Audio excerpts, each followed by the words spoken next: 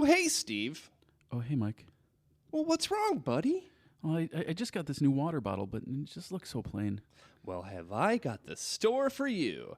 Introducing the Wild Edible World Podcast Merch Store. Wowie wow!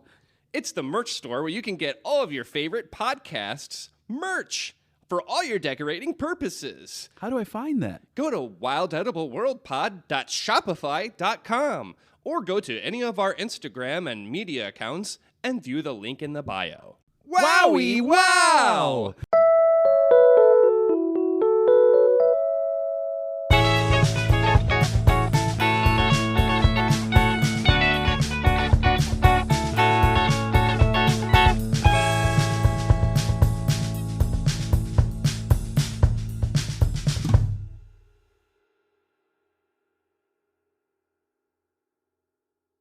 Thank you for joining us for another awesome episode of the Wild Edible World Podcast. I'm just one of your hosts, Michael. And I am Steve. Welcome to this rainy evening here in wherever the heck we are, Illinois. The Burbs. The Burbs, Illinois. Yep, it's rainy, it's wet, but that's a good sign because we've been lacking some rain here in the Midwest. We've been dry for quite some time. So today and actually the last couple days, kind of, we've gotten a little bit of rain, and the garden is much appreciative, as is Mama Nature out here. Indeed. And I guess we're here to talk to you about one of our favorite herbs that is probably flourishing with this nice fresh drink, and that's going to be Beebalm. Yeah. Monarda fistulosa. Wild bergamot.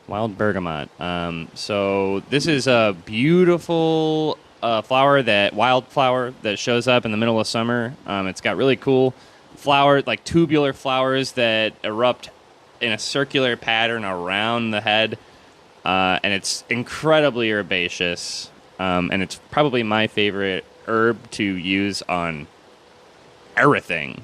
This is like one of the best kept secrets to those that aren't familiar. 100%. Yeah, I love showing people this on my walks, and this is honestly one of the easiest ingredients that I like to use to introduce people to wild foods in little ways with casual meals or snacks that everybody likes. So let's give a good descriptor of its visual qualities, right? So it can express a variety of different colors in the leaves as well as the flowers. So some people intentionally plant scarlet bee balm in their yards or in their gardens or whatever, and that's beautiful, and it's just as edible.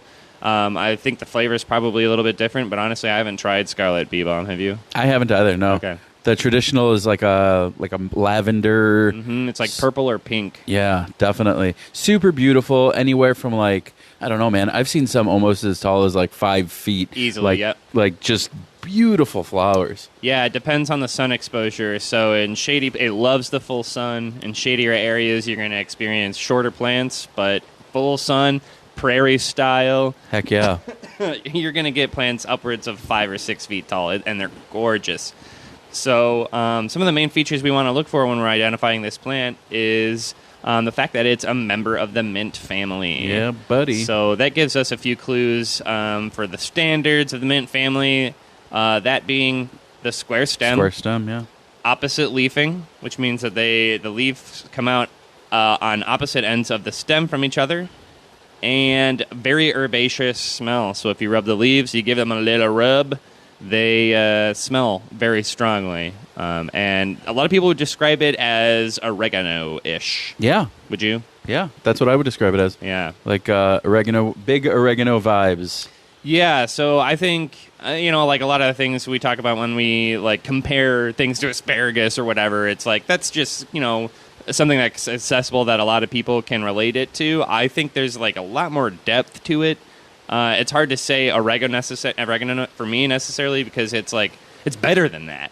It's deeper than that. It's also honestly that part of that is probably because of all I've ever tried is store-bought pre-dried oregano. Yeah, and this is faux free. And this is fresh free. It's got all those like oils still intact, whereas that spice jar that you've got, while it's decent and it does taste good, Sure. that stuff has gone through so much processing and handling and or even just shelf time, Yeah, exactly. Yeah. It's stale probably too. Yeah.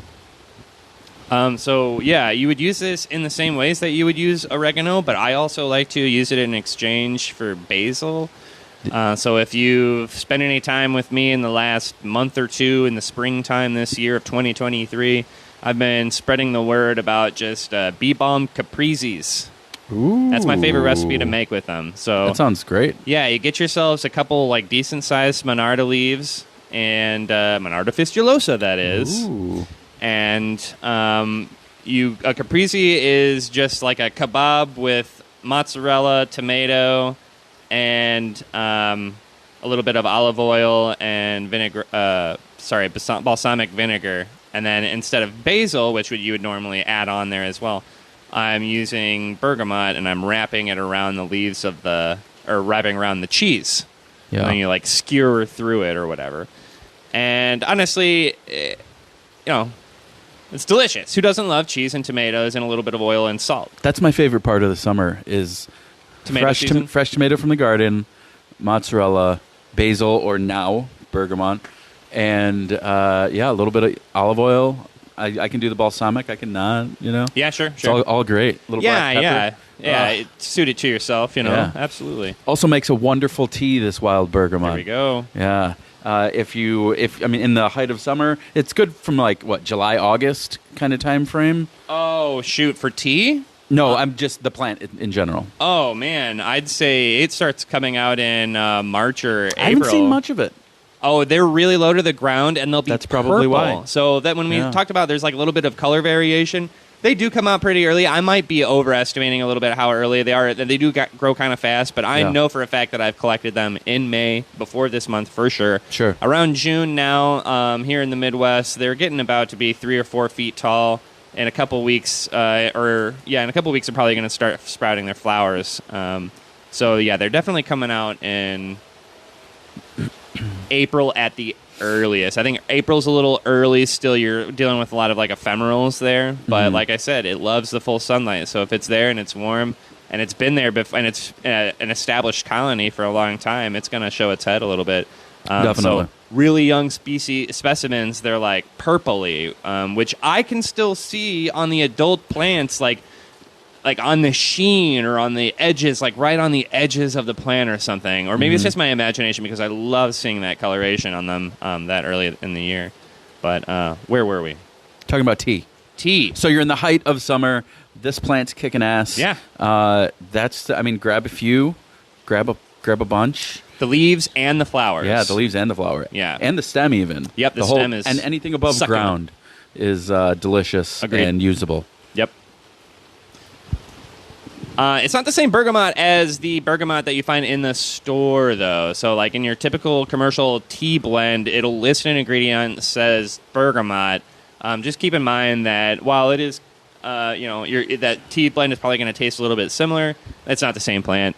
Yeah. This is different. Most of those store-bought ingredients are a specific variety. So even your dandelion greens that you buy at the store, that's not the dandelion you find outside. It is a dandelion, but it is it's a different species. It's still a cultivar, which I didn't really realize until a couple months ago.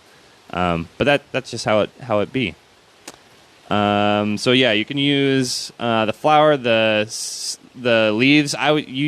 So personally, I collect a ton of the leaves in the springtime before the flower is set out, and dehydrate a ton of it. I love using it in almost all of my spice mixes. I kind of use it as a catch-all for any sort of savory profile that I want to get in my spice mix, which I just did a big old class about at the Great Lakes Forgers Gathering. Ah, that's so exciting! I saw photos. Hey, we were talking about tomatoes, and I just wanted to take a sidestep for a second and mention, shout out to Grace Springer of Funk's Farm Lore. We had her on the show back about 15 episodes ago or so. And she gave me a couple free tomato shoots, a couple tomato plants. One of them is called like 4th of July celebration or something like that. Sure. And it's already flowering right now. Yeah. I've had it for like 2 weeks and it's already flowering. Mm-hmm. So I, like you, Steve, have tomatoes to look forward to this summer. Yeah, buddy. So shout out to Grace for that. That takes us to the end of our first sequence, I think. I hope you guys are enjoying the ambiance. It is really coming down. Yeah, it is. Wish for rain granted. Yeah, literally. Yeah, no kidding. So we'll leave you with a few extra seconds of that, and then we'll move on to our second half.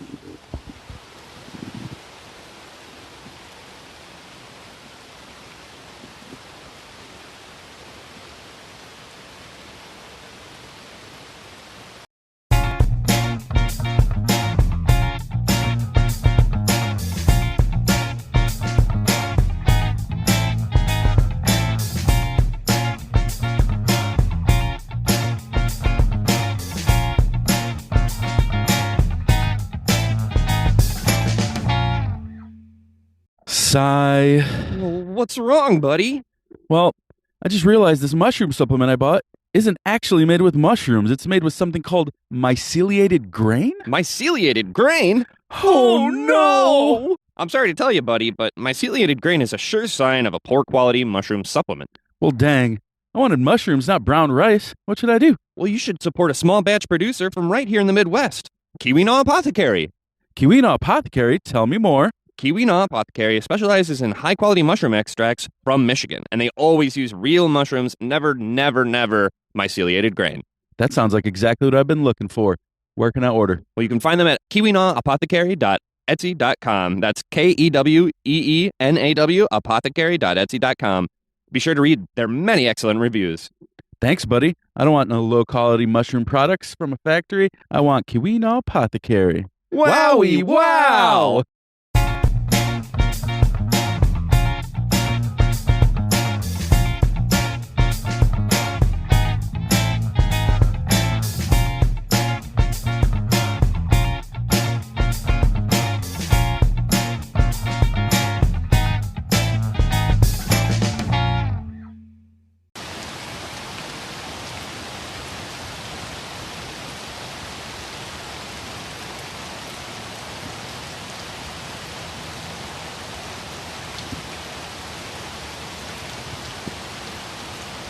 Don't fall asleep. We're back. We know it's peaceful. You're curled up on your couch with a good book, or maybe on your drive home from work. No. And we're sitting on some big rocks. Yeah. And it's a little bit chilly outside, It's raining. but we love every second of it. Yeah. And we also love you.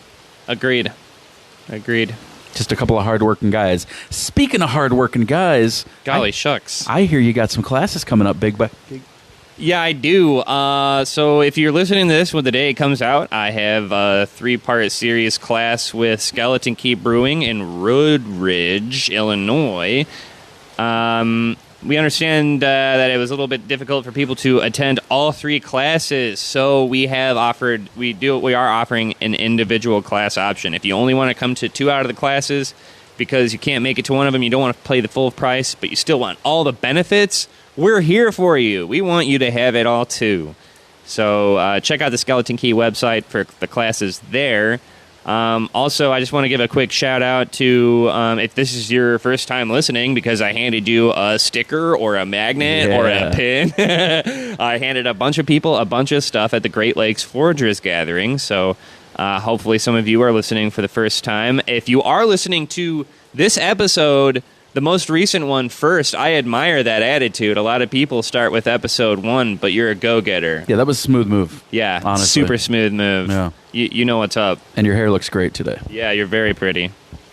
So beyond that, I had a great time at the Great Lakes Foragers Gathering. Hopefully next year, the pair of us can show up. And yeah, I want in. Yeah. For sure. It was so fucking cool. Expletives necessary. Lots of really interesting and fascinating life skills, as well as native leaders and stories and educators. Just really special place. Super low key too. Really relaxed, kind of laid back. Everybody was super freaking nice. And they probably don't listen to the show at all, but Min and Colleen destroyed the kitchen manager. Like, they killed the kitchen work and kept like around 300 people fed the whole weekend. Wow. With the help of like several children that were like always there helping. Like, everybody's got to pitch in some way. So a bunch of us like went out and collected vegetables. We went and foraged in several foraging groups around the property and brought back a ton of food to eat all weekend. And then a bunch of people were there. If you are unable to pay for next year's visit, there's also work-study opportunities. So you can always sign up to help around the camp to attend for free. So a lot of people were doing that as well, and respect to them. Shout out Jed Arkle from Drop Seed Ecology. He's got an awesome native nursery. He's an Illinoisan as well. He's down in the Champaign area. So check out Drop Seed Ecology for some plants, and also his Instagram. It's pretty cool. This sounds like the best thing, man. It was, everybody who, there were a lot of people there. It was really cool to meet Chaotic Forager, Gabrielle. Yeah. She's super, super freaking nice. I'm sure most people who listen to this show follow her already, but if you don't, she makes excellent content, much more consistently than we do, and way more. She's super energizing and so chaotic, So chaotic. No, she's a cool friend of the pod, Gabrielle. She's shared some of wonderful. our memes and stuff. So hopefully you hear this, and we think you're super cool. Okay, back to bergamot, probably, right? Bergamot. Are you doing anything, Steve? Do you have anything? You want to shout out? I mean, this one kind of speaks for itself. I mean, Native American cultures have used it for forever. Yeah. It has antimicrobial properties. They used it a lot in tea for like the sniffles and stuff like that. So, I mean, like I said, this one's just a great overall little fella to have out there in your corner. Yeah, from what I saw, it was just a lot of like vitamin C and fiber, which is a lot of the stuff we say all the time. So it's just a really healthy plant for you in a variety of ways, and I like its versatility. Mm-hmm. I like that it's not too minty, it's not too savory. You can really do some interesting stuff with it. Yeah, it's all around useful. And one of my favorite things is to find plants that I can use in tea, something that I can take and dehydrate and use that expensive dehydrator that I bought, or the Michael Baker Special. Throw that S of a B in the window, and let it dehydrate on its own. Mm-hmm. And I love plants that I'm able to do that with. So this is for sure. Yeah, and it grows abundantly, too. So while it is a native plant, there's often no harm in collecting a ton of it because it seeds very readily.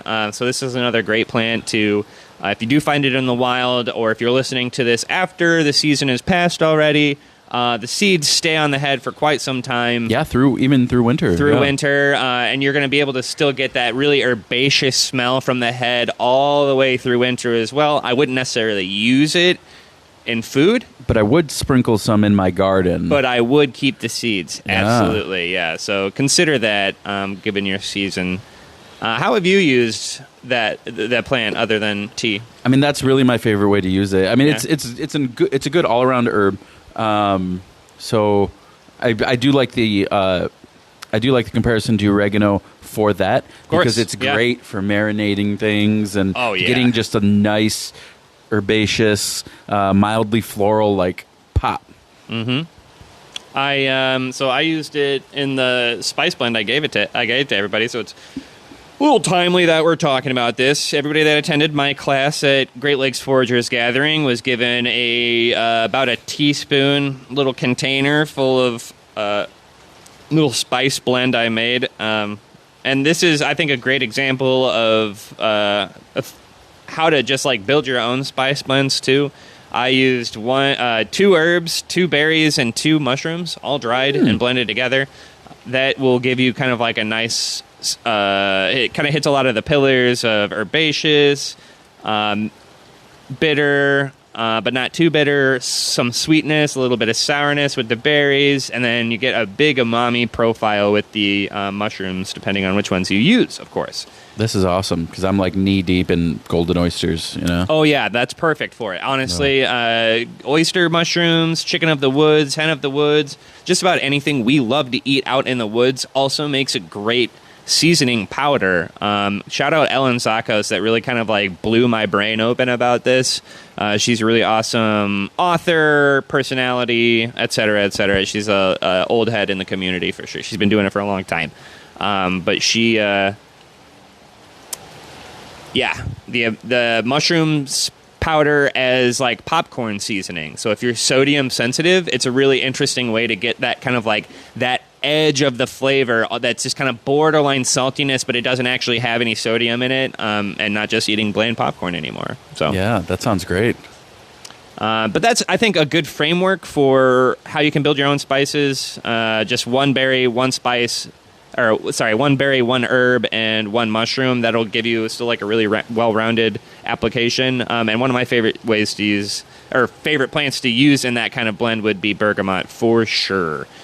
It's not necessarily, it will disappear in a pot, like if you were to cook it long-term. Oh, sure. So it's not necessarily like a long-term cooking thing. No. But I had it on my eggs this morning, and it was fantastic. I never get tired of it. I think that's it. Yeah, that's all we got. I think that's all we got. At very least, even if you don't want to eat it, put it in your garden. Do it for the kids. Do it for the bees and the pollinators and all the little guys that do it. It's absolutely gorgeous. You won't be sorry. Yeah, I almost never harvest the flower, honestly, just because the bugs are going crazy on them petals, man, dancing all over them. So I don't want to disturb it at all. So they're very, very popular for our pollinators. If nothing else, plant them. Do it. Plant them. Plant them. Cool. Hope you guys all started chanting with us while you were alone in a car or in a library or something, so that everybody looked at you really crazy. We love you very much. Thank you for listening to the show.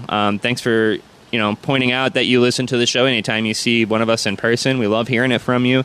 I make sure I tell Steve. I'm at a lot of these events with this kind of community too, so I make sure to tell Steve every time somebody says they know our show. We love hearing from you guys. Reach out to us with any questions you have from us. We want to start featuring some sort of like Q&As from our listeners. Yeah, that would be sweet. We'll probably do a frequently asked questions section, but send us some questions or some ideas, or if there's a plant that you want to hear us talk about, hey, say the word.